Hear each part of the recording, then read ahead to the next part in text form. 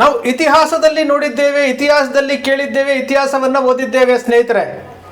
ಯಾವ ರೀತಿ ಮೊಘಲರು ಮತ್ತು ಬ್ರಿಟಿಷರು, ಫ್ರೆಂಚರು, ಪೋರ್ಚುಗೀಸರು ಭಾರತದೊಳಗಡೆ ಬಂದು ಭಾರತ ಒಳಗಡೆ ಇರುವಂತಹ ಮಹಾರಾಜರುಗಳ ಜೊತೆಯಲ್ಲಿ ನಮ್ಮವರನ್ನೇ ಬಿಟ್ಟು, ನಮ್ಮವರಿಗೆ ಒಂದು ಗೂಢಾಚಾರಿಕೆಯನ್ನು ಬಿಟ್ಟು ಯಾವ್ಯಾವ ತಂತ್ರಗಳನ್ನು ಮಾಡ್ತಿದ್ರು, ಯಾವ್ಯಾವ ಕುತಂತ್ರಗಳನ್ನು ಮಾಡ್ತಿದ್ರು ಎಲ್ಲವನ್ನೂ ನಾವು ನೋಡಿದ್ದೇವೆ. ನಮ್ಮ ಭಾರತ ದೇಶದಲ್ಲಿರುವಂತಹ ಮಹಾರಾಜರ ಆಳ್ವಿಕೆಯಲ್ಲಿ ಏನೇನು ಲೋಪಗಳಿತ್ತು, ಏನೇನು ತಂತ್ರಗಳನ್ನು ಮಾಡ್ತಿದ್ರು ಯುದ್ಧದ ಸಮಯದಲ್ಲಿ, ಎಲ್ಲವನ್ನೂ ಸಹ ನಮ್ಮವರೇ ಒಳಗಡೆ ಸೇರಿಕೊಂಡು ರಾಜರ ಜೊತೆಯಲ್ಲಿ ಇದ್ದುಕೊಂಡು ಗೂಢಾಚಾರಿಕೆಯನ್ನು ಮಾಡಿಕೊಂಡು ವಿರೋಧಿಗಳಿಗೆ ಮೆಸೇಜನ್ನು ಕೊಡ್ತಾ ಇದ್ರು. ನಾವು ಭಾಳಷ್ಟು ನೋಡಿದ್ದೇವೆ. ಇವತ್ತು ಮೊಘಲರು ಭಾರತಕ್ಕೆ ಬಂದಾಗ ಅವ್ರ ಜೊತೆಯಲ್ಲಿದ್ದು ಸಾವಿರ ಸಂಖ್ಯೆಯಲ್ಲಿ, ಅವತ್ತು ಭಾರತದಲ್ಲಿ 20 ಕೋಟಿ ಜನಸಂಖ್ಯೆ ಇದ್ದರು. ಆದರೂ ಸಹ ಮೊಘಲರು ಭಾರತವನ್ನು ಆಳ್ತಾರೆ, 100 ವರ್ಷಗಳ ಕಾಲ ಆಳ್ತಾರೆ. ಅದೇ ರೀತಿ ಬ್ರಿಟಿಷರು ಸಹ ಅವರ ಆಳ್ವಿಕೆಯಲ್ಲಿ ಶಾಸಕಾಂಗ ಮತ್ತು ಕಾರ್ಯಾಂಗದಲ್ಲಿ ನಮ್ಮವರೇ ಇದ್ದರು. 2% ಜನ ನಮ್ಮವರೇ ಇದ್ದರು. ಯಾವ ರೀತಿ ಭಾರತೀಯರಿಗೆ ತೊಂದರೆ ಕೊಟ್ಟರು ಅನ್ನೋದನ್ನು ನಾವು ನೋಡ್ತಾ ಇದ್ದೀವಿ. ಇವತ್ತು ನಮ್ಮ ಕಣ್ಣು ಮುಂದೆ ಇಂಥದ್ದೇ ಒಂದು ಸೌಜನ್ಯ ಹೋರಾಟಗಾರರ ಜೊತೆಯಲ್ಲೇ ಇದ್ದುಕೊಂಡು, ನಾವು ಹೋರಾಟದಲ್ಲಿ ಭಾಗಿಯಾಗಿದ್ದೀನಿ ಅಂತ ತಿಳ್ಕೊಂಡು, ಸೌಜನ್ಯಗೋಸ್ಕರವಾಗಿ ನಾನು ನಿರಂತರವಾಗಿ ತೊಡಗಿಸ್ಕೊಂಡಿದ್ದೀನಿ ಅಂತ ತಿಳ್ಕೊಂಡು, ಸೌಜನ್ಯ ಹೋರಾಟಗಾರರಲ್ಲಿ ಇದ್ದಂತಹ ಅವರು ಮಾಡ್ತಾ ಇರುವಂತಹ ವಿಚಾರಗಳನ್ನು ತಿಳ್ಕೊಂಡು ವಿರೋಧಿಗಳಿಗೆ ವಿಷಯವನ್ನು ಪಾಸ್ ಮಾಡುವಂತಹ ಕೆಲಸ ಆಗ್ತಾ ಇದೆಯಾ ಅನಿಸುತ್ತೆ. ನಿಜಕ್ಕೂ ಹೌದು ಅನ್ನಿಸ್ತಾ ಇದೆ. ಬಹಳ ಬೇಸರ ಆಗ್ತಾ ಇದೆ. ಹಿಂದಿನ ಕಾಲದಲ್ಲಿ ಮಾಡ್ತಾ ಇದ್ದಂತಹ ಗೂಢಾಚಾರಿಕೆ ಕಥೆಗಳು, ಸ್ಪೈಗಳಾಗಿ ಕೆಲಸ ಮಾಡ್ತಿದ್ರಲ್ಲ, ಆ ಸ್ಪೈಗಳ ಕೆಲಸ ಇವತ್ತು ಸೌಜನ್ಯ ಹೋರಾಟದಲ್ಲೂ ತೊಡಗಿಸ್ಕೊಂಡಿದ್ರು ಅಂತಂದರೆ ನಿಜಕ್ಕೂ ಬಹಳ ಬೇಸರ ಆಗುತ್ತೆ. ಒಂದು ಕಡೆ ಅಸಹ್ಯ ಆಗುತ್ತೆ ರೀ. ಏನಕ್ಕೋಸ್ಕರ ಹೋರಾಟ ಮಾಡ್ತಾ ಇದ್ದೀವಿ ನಾವು? ಒಬ್ಬ ಹೆಣ್ಣು ಮಗಳಿಗೆ ಅನ್ಯಾಯ ಆಗಿದೆ, 13 ವರ್ಷದಿಂದ ಹೋರಾಟ ಮಾಡ್ತಾ ಇದ್ದಾರೆ, ಅನ್ಯಾಯ ಆಗಿದೆ, ಆ ಹೆಣ್ಣು ಮಗಳಿಗೆ ನ್ಯಾಯ ಸಿಗಬೇಕು ಅಂತ ಹೋರಾಟ ಮಾಡ್ತಾ ಇದ್ರೆ, ಇಲ್ಲಿ ಒಳಗಡೆನೇ ಸೇರಿಕೊಂಡು ಜೊತೆಯಲ್ಲೇ ಹೋರಾಟಗಾರರ ಜೊತೆಯಲ್ಲೇ ಇದ್ಕೊಂಡು ನಾವು ನಿಮ್ಮ ಜೊತೆಲಿ ಇದ್ದೀವಿ, ನಿಮ್ಮನ್ನು ಬಿಟ್ಟರೆ ನಮಗಿಲ್ಲ, ನಾವು ಎಷ್ಟು ಬೇಕಾದರೆ ಕೇಸ್ ಹಾಕಿಸ್ಕೊತೀನಿ ಅಂತ ಜೊತೆಲಿ ಇದ್ಕೊಂಡು ಅವರೇ ಇವತ್ತು ಯಾವ್ಯಾವ ರೀತಿ ಆಡಿಯೋಗಳನ್ನು, ಯಾವ್ಯಾವ ರೀತಿ ಕಾಲ್ ರೆಕಾರ್ಡ್ಗಳನ್ನು ಮಾಡಿಕೊಂಡು ಮಹೇಶ್ ಶೆಟ್ಟಿ, ತಿಮ್ರೋಡಿ, ಗಿರೀಶ್ ಮಟ್ಟಣ್ಣನವರು, ಕುಸುಮಾವತಿಯವರು, ಜಯಂತ್ ಅವರು ಇವ್ರ ಬಗ್ಗೆ ಎಲ್ಲ ಏನೇನು ಮಾತನಾಡ್ತಾ ಇದ್ದಾರ್ರಿ, ಆಡಿಯೋಗಳನ್ನು ಬಿಡುಗಡೆ ಮಾಡ್ತಾ. ಹಾಗಾದರೆ ಎಷ್ಟು ಚಾಲಾಕಿತನದಿಂದ ವಿರೋಧಿಗಳು, ಎಷ್ಟು ಚಾಲಾಕಿತನದಿಂದ ಮೀಡಿಯಾಗಳನ್ನು ಬಳಸ್ಕೊಂಡ್ರು, ಎಲ್ಲ ಸ್ಯಾಟಲೈಟ್ ಚಾನೆಲ್ಗಳನ್ನು ಎತ್ತಿ ಕಟ್ಟಿದ್ರು ಹೋರಾಟಗಾರರ ವಿರುದ್ಧ. ಹೋರಾಟಗಾರರೇ ವಿಲನ್ಗಳು ಅನ್ನೋ ರೀತಿ ಬಿಂಬಿಸಿದ್ರು. ದೊಡ್ಡ ದೊಡ್ಡ ಚಾನಲ್ಗಳು, TV9 ಹಿಡಿದು, ಏಷ್ಯಾನೆಟ್ಟಿಂದ ಹಿಡಿದು, ಪಬ್ಲಿಕ್ಕಿಂದ ಹಿಡಿದು, ಪವರ್ ಟಿವಿಯಿಂದ ಹಿಡಿದು ಎಲ್ಲ ಚಾನೆಲ್ಗಳು, ರಿಪಬ್ಲಿಕ್ ಎಲ್ಲ ಚಾನೆಲ್ಗಳು ಇವತ್ತಿಗೂ ಸಹ ಹೋರಾಟಗಾರರನ್ನೇ ವಿಲನ್ ಆಗಿ ಮಾಡ್ತಾ ಬಂದರು. ಸಕ್ಸಸ್ ಆಗಲಿಲ್ಲ. ಕಾಪಾಡೋದಕ್ಕೆ ಬಾಲನ್ ಅಂತ ವಕೀಲರು, ದೊರೆರಾಜ್ ಅಂತ ವಕೀಲರು, ಬಾಲಕೃಷ್ಣ ಅಂತ ವಕೀಲರು, ಧನಂಜಯ್ ಅಂತ ವಕೀಲರು ಕಾಪಾಡ್ತಾನೆ ಇದ್ದಾರೆ. ಅದಾದ ನಂತರ ರಾಜಕೀಯ ಪಕ್ಷಗಳು ಫೀಲ್ಡ್ಗಿಳಿದು ಧರ್ಮಯುದ್ಧ, ಕಾರ್ ರ್ಯಾಲಿ, ಧರ್ಮ ಸಂರಕ್ಷಣೆ ಸಭೆಗಳು ಎಲ್ಲವನ್ನೂ ಮಾಡಿದ್ರು. ಈ ರಾಜ್ಯದ ಉಪಮುಖ್ಯಮಂತ್ರಿ ನಾನು ಇದ್ರ ಜೊತೆಯಲ್ಲಿ ಇದ್ದೀನಿ, ಅವ್ರ ಜೊತೆಯಲ್ಲಿ ಇದ್ದೀವಿ ಅಂತ. ಯಾರ ಜೊತೆಯಲ್ಲಿ? ಯಾರು ಸೌಜನ್ಯ ಮೇಲೆ ಅತ್ಯಾಚಾರ ಮಾಡಿದ್ರು, ಯಾರು ಕೊಲೆ ಮಾಡಿದ್ರು, ಯಾರು ಚಿನ್ನಯ್ಯನಿಗೆ ಹೆಣಗಳನ್ನು ಹೂತಾಕಿ ಅಂತ ಹೇಳಿದ್ರು, ಅವರೆಲ್ಲರೂ ಇವತ್ತು ಚೆನ್ನಾಗೇ ಇದ್ದಾರೆ, ಆರಾಮಾಗಿ ಓಡಾಡ್ತಾನೆ ಇದ್ದಾರೆ. ಅವ್ರ ಜೊತೆಯಲ್ಲಿ ನಾವಿದ್ದೀವಿ ಅಂತೇಳಿ ಇವರೆಲ್ಲರೂ ಹೇಳ್ತಾ ಬಂದರು. ಯಾರ್ಯಾರು? ಮೀಡಿಯಾಗಳು, ರಾಜಕೀಯ ಪಕ್ಷಗಳು, ಈ ರಾಜ್ಯದ ಉಪಮುಖ್ಯಮಂತ್ರಿಗಳು ಎಲ್ಲರೂ ಹೇಳ್ತಾ ಬಂದರು. ಆದರೆ ಹೋರಾಟಗಾರರು ಮಾತ್ರ ಸತ್ಯದ ಪರವಾಗಿ ನಿಂತ್ಕೊಂಡ್ರಲ್ಲ, ಅಂತಹ ಹೋರಾಟಗಾರರನ್ನು ಮಾನಸಿಕವಾಗಿ ಕುಗ್ಗಿಸೋದಕ್ಕೆ ಹೋರಾಟಗಾರರ ಜೊತೆಯಲ್ಲೇ ಸ್ಪೈಗಳನ್ನು ಬಿಟ್ಟು, ಗೂಢಾಚಾರರ ರೀತಿಯಲ್ಲಿ ಬಿಟ್ಟು, ರಾಜರ ಕಾಲದಲ್ಲಿ ನಾವು ಹೇಳ್ತಾ ಇದ್ವಿ, ನೋಡ್ತಾ ಇದ್ವಿ, ಓದ್ತಾ ಇದ್ವಿ, ವಿಷಕನ್ಯೆಯರು ಅಂತೇಳಿ ಅದನ್ನು ಬಳಸ್ತಾ ಇದ್ರಂತೆ. ನಾವು ಓದ್ತಾ ಇದ್ವಿ, ಅದು ಕಟ್ಟುಕತೆನೋ ಅಥವಾ ಇದು ನಾವು ವಿಜಯನಗರ ಸಾಮ್ರಾಜ್ಯದಲ್ಲಿ ನಾವು ಕೇಳಿದ್ವಿ, ಭಾಳಷ್ಟು ರಾಜರ ಕಥೆಗಳೆಲ್ಲ ನಾವು ಕೇಳಿದ್ವಿ. ವಿಷಕನ್ಯೆಯರನ್ನು ಬಳಸ್ತಾ ಇದ್ರು, ಗೂಢಾಚಾರರನ್ನು ಬಳಸ್ತಾ ಇದ್ರು.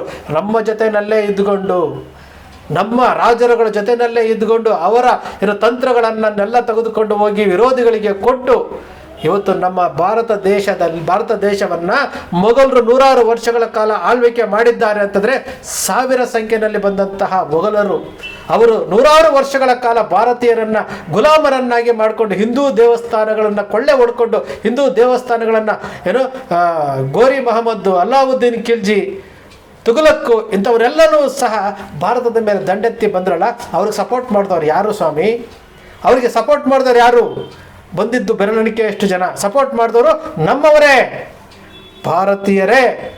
ಇಡೀ ಭಾರತ ದೇಶದಲ್ಲಿರುವಂಥ ಭಾರತೀಯರಲ್ಲಿ ಅವತ್ತಿಗೂ 2% ಜನ ವಿರೋಧಿಗಳಿಗೆ ಸಪೋರ್ಟ್ ಆಗಿ ನಿಂತಿದ್ದರು.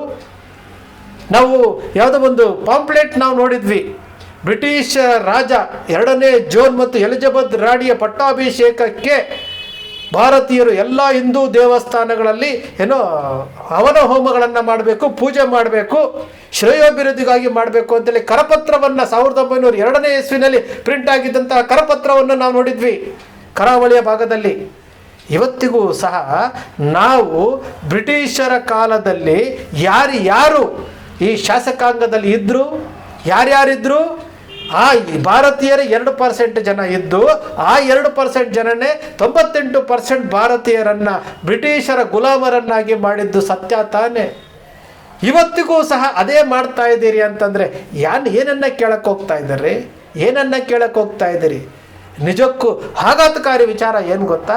ಸೌಜನ್ಯ ಹೋರಾಟದಲ್ಲೂ ಸಹ ದಾರಿ ತಪ್ಪಿಸುವಂತಹ ಕೆಲಸ, ಆಡಿಯೋಗಳನ್ನು ಮಾಡೋದು, ವಿರೋಧಿಗಳಿಗೆ ಕೊಡೋದು, ಇವತ್ತು ಎಲ್ಲವೂ ಮುಗೀತು.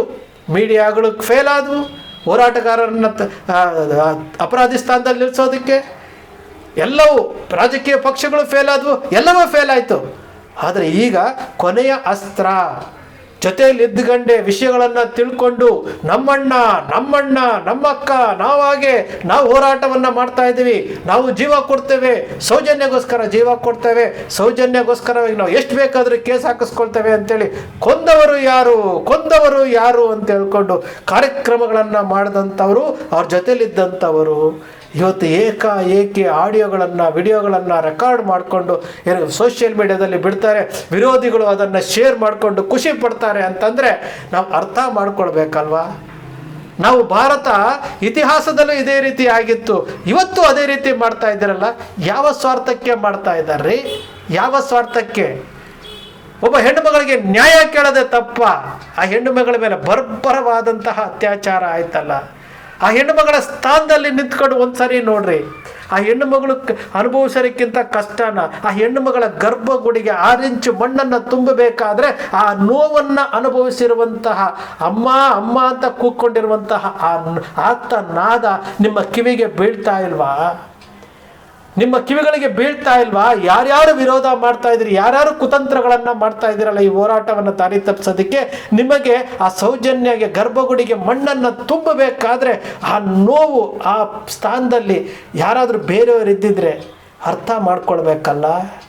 ಆ ಹೆಣ್ಣು ಮಗಳು ಅನುಭವಿಸಿದಂತಹ ನೋವು ರೀ, 6 ಇಂಚು ಮಣ್ಣನ್ನು ಆ ಗರ್ಭಗುಡಿಗೆ, ಒಬ್ಬ ಮನುಷ್ಯ ಜೀವಿಗೆ ಜನ್ಮ ಕೊಡುವಂಥ ಆ ಸ್ಥಳ, ಪವಿತ್ರವಾದಂತಹ ಗರ್ಭಗುಡಿಗೆ 6 ಇಂಚು ಮಣ್ಣನ್ನು ತುಂಬಬೇಕಾದ್ರೆ ಆ ಹೆಣ್ಣು ಮಗಳು ಎಷ್ಟು ನೋವನ್ನು ಅನುಭವಿಸಿರ್ತಾಳೆ.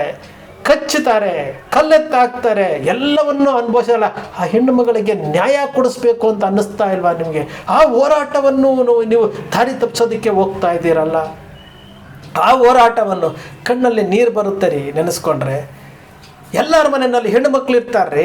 ಒಂದು ಸಾರಿ ಸೌಜನ್ಯ ಅವರ ಸ್ಥಾನದಲ್ಲಿ ನಿಂತ್ಕೊಂಡು, ಅವರ ತಾಯಿಯ ಸ್ಥಾನದಲ್ಲಿ ನಿಂತ್ಕೊಂಡು ಯೋಚನೆ ಮಾಡಿರಿ. ಸೌಜನ್ಯ ಒಂದು ಕುಟುಂಬಕ್ಕೆ ಸೀಮಿತ ಆಗಿಲ್ಲರಿ, ಒಂದು ಜಾತಿಗೆ ಸೀಮಿತ ಆಗಿಲ್ಲ. ಎಲ್ಲರೂ ಸಹ ಸೌಜನ್ಯಗೆ ನ್ಯಾಯ ಸಿಗಬೇಕು ಅಂತ ಹೇಳ್ತಾರೆ. ಆದರೆ ಇಲ್ಲಿ ದಾರಿ ತಪ್ಪಿಸುವಂತಹ ಮಾಧ್ಯಮಗಳು, ರಾಜಕೀಯ ಪಕ್ಷಗಳು ಈಗ ಜೊತೆಯಲ್ಲೇ ಇದ್ದುಕೊಂಡು ಹಳ್ಳ ತೋಡ್ತಾರೆ ಅಂತಾರಲ್ಲ, ಈಗ ನಮಗೆ ಗೊತ್ತಾಗ್ತಾ ಇದೆ. ಜೊತೆಲೇ ಇದ್ದಂಥವರು ಹಳ್ಳ ತೋಡ್ತಾ ಇದ್ದಾರೆ. ಆಡಿಯೋ ವಿಡಿಯೋಗಳನ್ನು ಮಾಡಿ ಯೂಟ್ಯೂಬಲ್ಲಿ ಹಾಕ್ಕೊಂಡು ಫೇಸ್ಬುಕ್ಕಲ್ಲಿ ಶೇರ್ ಮಾಡಿಕೊಂಡು ಖುಷಿ ಪಡ್ತಾ ಇದ್ದಾರೆ ವಿರೋಧಿಗಳು. ಅವರಿಗೆ ಕಂಟೆಂಟನ್ನು ಕೊಟ್ಟವ್ರು ಯಾರು? ಆಡಿಯೋ ರೆಕಾರ್ಡ್ ಮಾಡಿ ಕೊಟ್ಟವ್ರು ಯಾರು? ಮಹೇಶ್ ಶೆಟ್ಟಿ ತಿಮ್ರೋಡಿಯವರು 13 ವರ್ಷದಿಂದ ಹೋರಾಟ ಮಾಡ್ತಾರೆ. ನಾವು 3 ವರ್ಷದಿಂದ ಬಂದಿರೋದು ಬಿಡಿ, 13 ವರ್ಷದಿಂದ ಹೋರಾಟ ಮಾಡ್ತಾ ಇದ್ದಾರೆ. ಅಂತಹ ವ್ಯಕ್ತಿಗೂ ಮೋಸ ಮಾಡಬೇಕಾ? ಅಂತಹ ವ್ಯಕ್ತಿಗೂ ಏನ್ರಿ? ಸೌಜನ್ಯ ಹೋರಾಟದಲ್ಲಿ ಹಣ ಮಾಡಿದ್ದಾರೆ ಅಂತಂದ್ರಲ್ಲ, ಯಾರ್ರೀ ಹಣ ಕೊಡ್ತಾರೆ?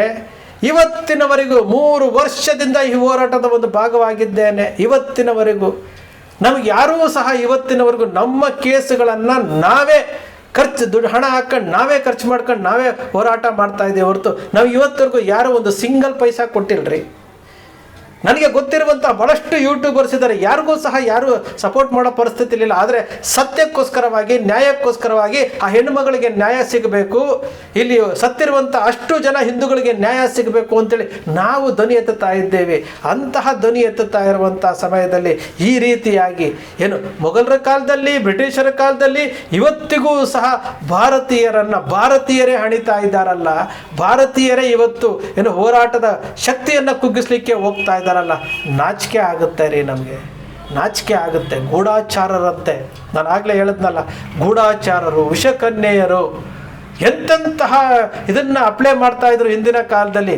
ಇವತ್ತಿಗೂ ನಮ್ಮ ಕಣ್ಣು ಮುಂದೆ ನಾವು ಹೋರಾಟದ ಭಾಗವಾಗಿರುವಂತಹ ಹೋರಾಟದಲ್ಲೂ ಅಪ್ಲೈ ಆಗುತ್ತೆ ಅಂತಂದರೆ ನಾವು ಇದರ ಬಗ್ಗೆ ಏನಂತ ಕರಿಬೇಕ್ರಿ? ನಾವು ಮನುಷ್ಯರು ಅಂತ ಕರಿಬೇಕಾ? ನಾವು ಮನುಷ್ಯರು ಅಂತ ಕರಿಬೇಕಾ? ಆ ಹೆಣ್ಣು ಮಗಳ ಸ್ಥಾನದಲ್ಲಿ ನಿಂತ್ಕೊಂಡು ಒಂದು ಸಾರಿ ಯೋಚನೆ ಮಾಡಿ.